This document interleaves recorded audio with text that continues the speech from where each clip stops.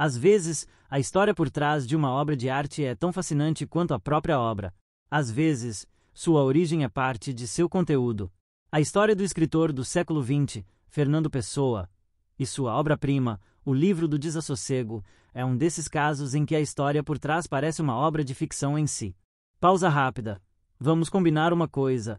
Se o que você busca é evolução e crescimento, faz um favor a si mesmo e dá uma olhada na descrição.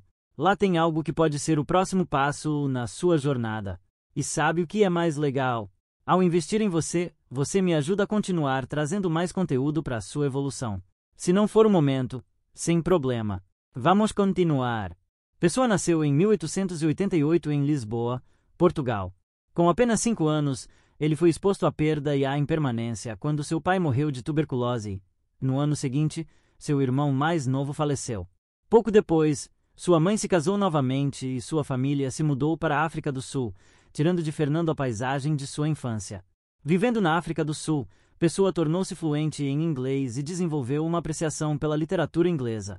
Quando completou 17 anos, ele retornou a Lisboa sozinho, onde passaria o resto de sua vida e dedicaria a maior parte de seu tempo à escrita.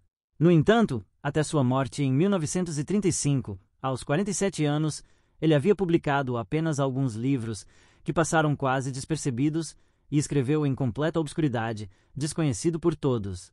Mas ele aparentemente morreu sabendo que era uma grande figura literária, ou pelo menos que provavelmente se tornaria uma. E de uma maneira quase inquietante e profética, ele estava certo. Após sua morte, a obra de Pessoa, o manuscrito do Livro do Desassossego, juntamente com dezenas de milhares de outras páginas de manuscritos que ainda estão sendo editadas até hoje, permaneceram escondidas em um baú de madeira, desconhecidas por todos. Foi apenas em 1982, 47 anos após a morte de Pessoa, curiosamente na mesma idade em que ele morreu, que o Livro do Desassossego foi encontrado e publicado. Este livro passaria a ser considerado uma das obras literárias mais únicas e importantes do século XX. Dentro do livro, há uma vida inteira de reflexões e pensamentos de Pessoa sobre a realidade e o sonho, sobre o tédio e a autoidentidade, sobre a absurdidade do ser e a futilidade do fazer, sobre a complexidade simultânea e a simplicidade da vida, sobre a contradição e o paradoxo no cerne de tudo. O livro é composto por uma coleção de vinhetas fragmentadas, escritas em um estilo entre entradas de diário e poesia. Não há uma ordem linear real no livro, e ele pode ser, argumentavelmente, experimentado tão bem de trás para frente quanto de frente para trás.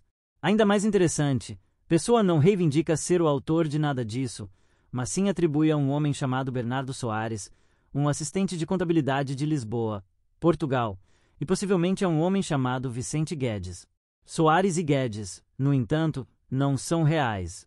Eles são personagens criados por Pessoa para criar o livro. Ao longo da vasta coleção de páginas de manuscritos de Pessoa, encontram-se vários pseudonimos, autores fictícios aos quais ele atribui diferentes páginas e coleções.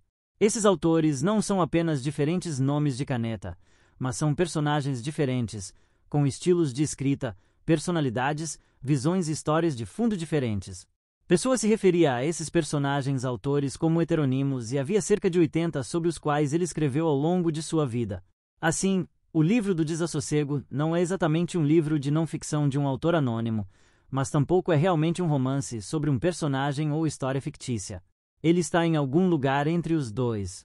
Por causa disso, é frequentemente descrito como a autobiografia mais estranha já escrita.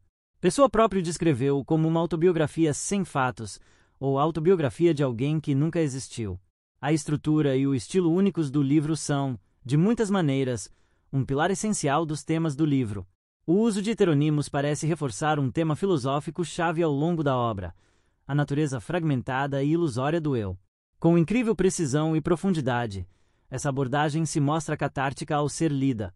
Ao longo do livro, Pessoa frequentemente descreve a alienação inerente, a desorientação e a solidão associadas a ser uma pessoa.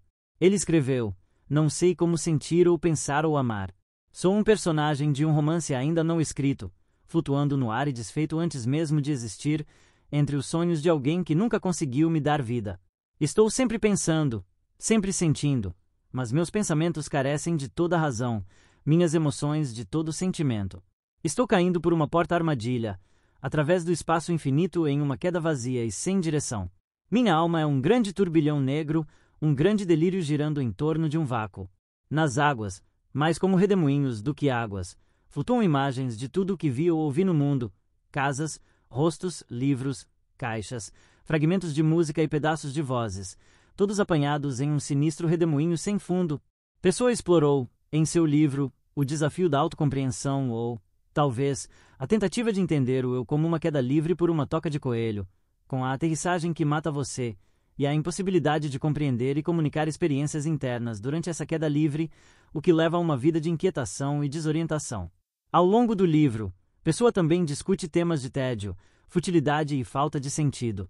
Para ele, tudo é uma espécie de ilusão, a vida é uma sequência de sonhos. Nunca fiz nada além de sonhar. Isso e isso sozinho tem sido o significado da minha vida. Minha única preocupação real tem sido minha vida interior, escreveu Pessoa. Para Pessoa, não há um ponto real em fazer ou alcançar qualquer coisa.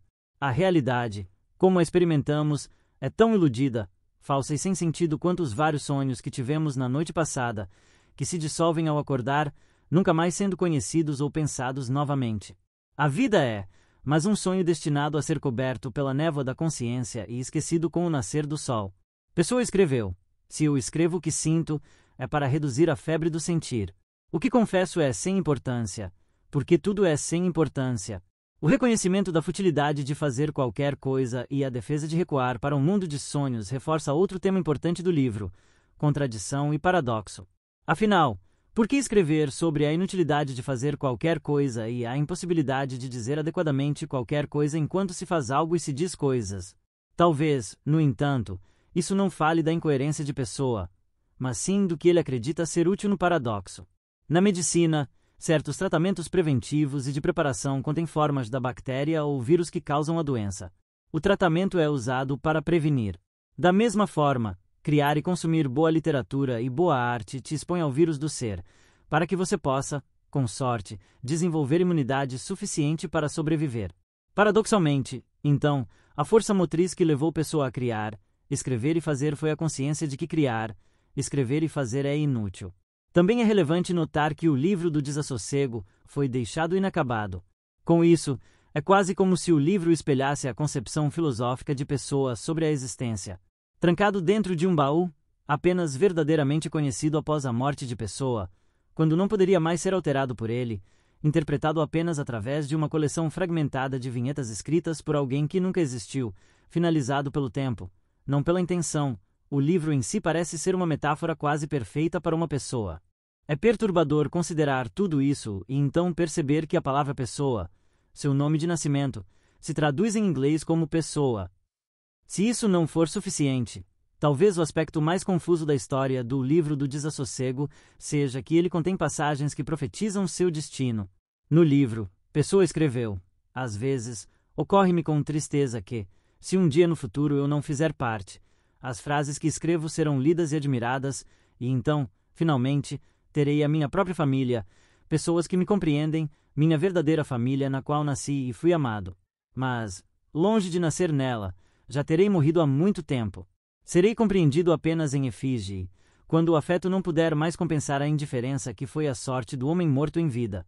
Talvez um dia eles entendam que cumpri, como ninguém, meu dever instintivo de interpretar uma parte do nosso século e, quando entenderem isso, escreverão que, em meu tempo, fui incompreendido, que as pessoas ao meu redor foram infelizmente indiferentes e insensíveis ao meu trabalho, e que foi uma pena que isso aconteceu comigo.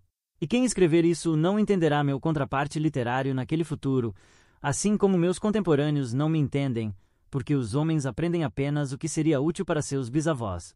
O jeito certo de viver é algo que só podemos ensinar aos mortos. E, claro, tudo isso se tornou realidade. Está acontecendo agora com estas palavras. Estamos atualmente participando da fortuna contada por Pessoa, um século atrás. Resta apenas perguntar: foi isso um plano magistralmente construído por uma mente criativa genial? Foi o acaso? Foi ambos? Ou foi algo mais? Seja qual for o caso, a história do livro do desassossego parece ter quase se tornado uma parte de sua criação artística. Ele evoca uma qualidade quase metafísica, espiritual. Parece um livro religioso para ateus, um manual para nihilistas. Provavelmente devastará a maioria dos que o leem, mas também ajudará a confortar e a lembrar de não levar a si mesmo ou a vida muito a sério. Às vezes, a exposição ao mal é parte do tratamento.